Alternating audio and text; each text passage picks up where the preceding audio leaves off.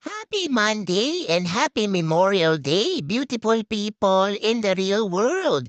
Pagkababa nga ni Mama ay in-update na niya ang kalendaryo at binuksan ko na nga ang kortina sa living room. Pinakain ko na din ang ating pets na si Nugget at Piggy Smalls at inayos ko ang aking mga houseplants. Dahil wala tayong pasok ay susubukan nating maglinis ulit ng buong bahay at ayan na nga ang aking mga alaga.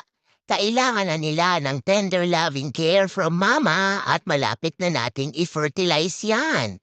Nakakatuwa lang talaga at ang sarap sa pakiramdam kapag nakikita mo nga na healthy ang iyong mga alaga.